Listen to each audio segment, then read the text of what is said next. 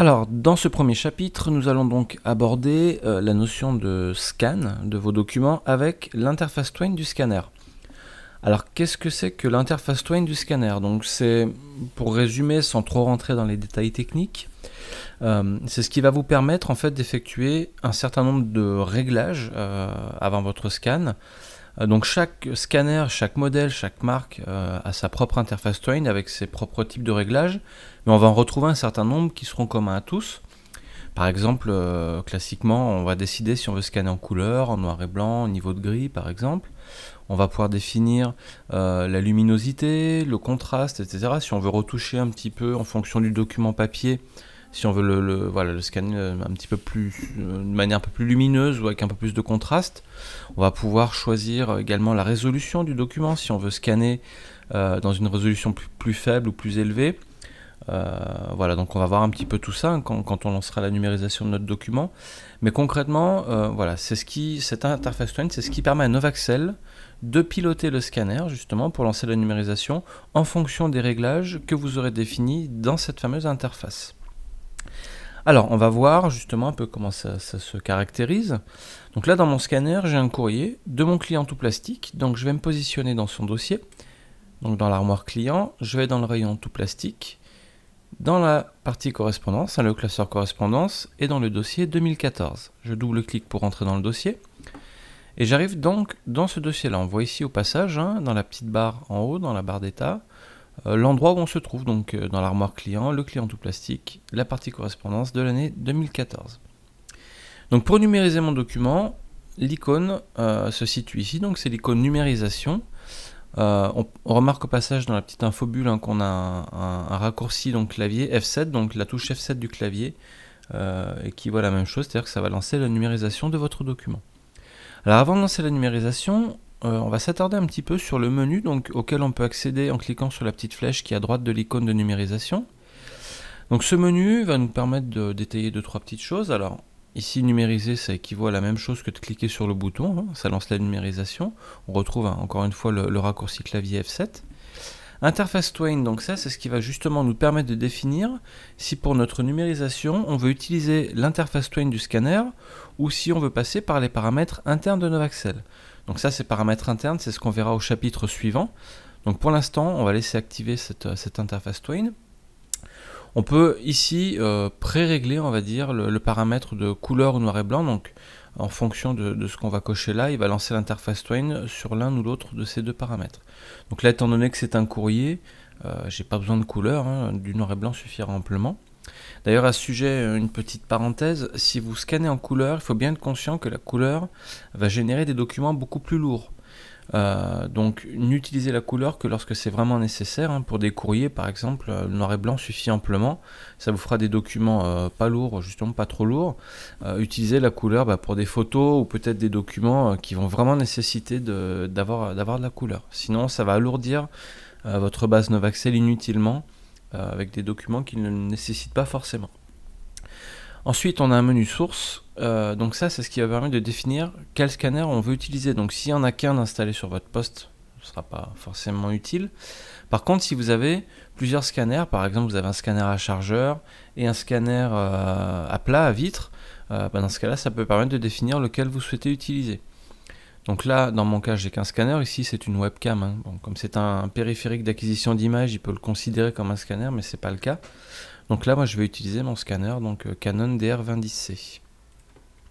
Et ensuite, paramètres. Donc ça, on y reviendra pareil dans le chapitre suivant, puisque ça concernera justement le scan avec les paramètres internes de Novaxel, et donc indépendamment d'interface Twain.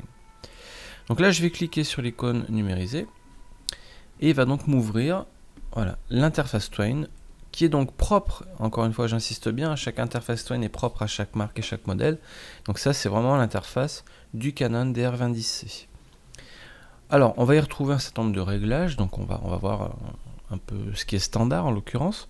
Donc là on voit que le mode est en noir et blanc, donc ça c'est normal puisqu'ici j'avais décidé de mettre noir et blanc. Si je mets couleur, il va me précharger l'interface Twain ici avec le paramétrage couleur. Donc on va se remettre en noir et blanc. Évidemment, vous pouvez venir sélectionner d'autres modes hein, si vous le souhaitez. Donc ça, c'est pareil, ça sera en fonction de votre scan et du modèle du scan. Le format de page, donc on va se mettre en A4, parce que c'est un format classique, on va dire.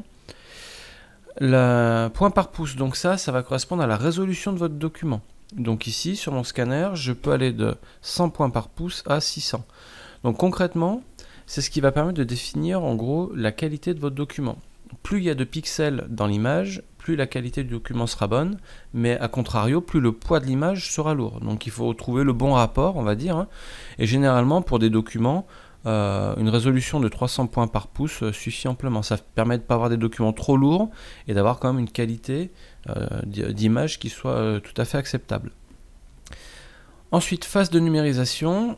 Si votre scanner est un scanner à chargeur et qui permet de faire du recto verso, vous pourrez éventuellement scanner recto verso. Évidemment, si c'est un scanner à vitre, ce sera que du recto.